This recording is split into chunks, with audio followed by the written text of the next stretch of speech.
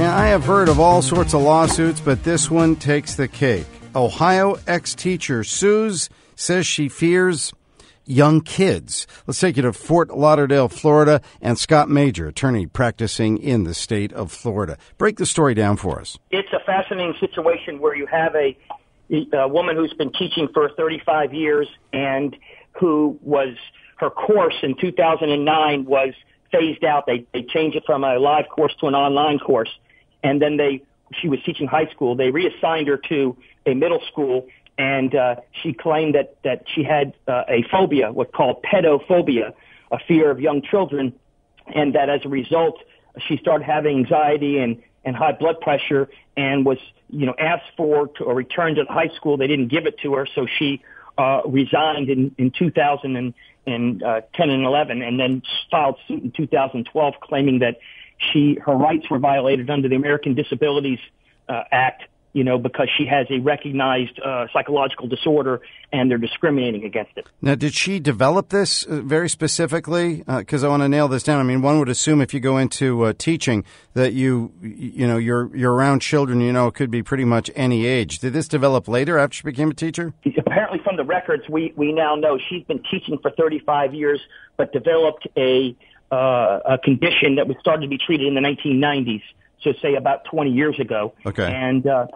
so as a result, she had the condition, developed it, and then, couldn't get reassigned to a high school.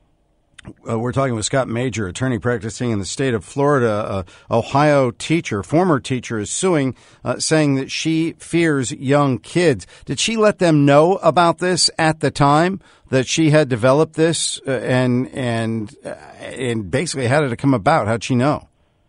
The real question is, how did she know? Because one would think that she would have had to have been teaching younger kids or been involved with younger kids in order to develop the phobia of that. Yeah. That information has not been made present, and that would certainly have a big impact on the way people feel about results. And I certainly, while I value these conditions and think they're recognized and important, how do we distinguish in terms of application between a 13-and-a-half-year-old who's in 8th grade and a 14-year-old who's in 9th grade and enters high school?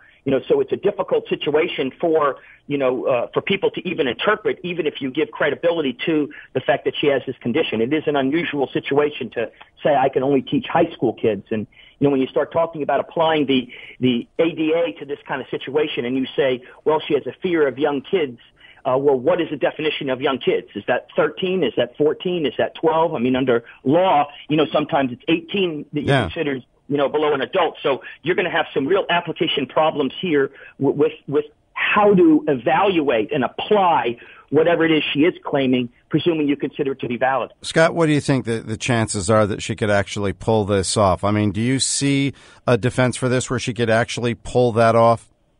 Well, I think if you think about it literally, she does have a claim under the ADA. I'm not sure that ultimately, one would be able to give her money because we don't know what the circumstances are with regard to, whether she could have been transferred to another high school, and you wonder whether or not the school board didn't transfer there. But it sure is an unusual case and a troubling one when you start to apply, what is the right age to consider, for pedophobia. So it's going to be a troubling case, but it does technically fit with under, the ADA guidelines. Makes about as much sense as you saying that you have a fear of courtrooms and yet you expect to still get paid. Scott Major, attorney practicing in the state of Florida. Thank you so much for being with us. Hey, thanks so much for your time. You be well.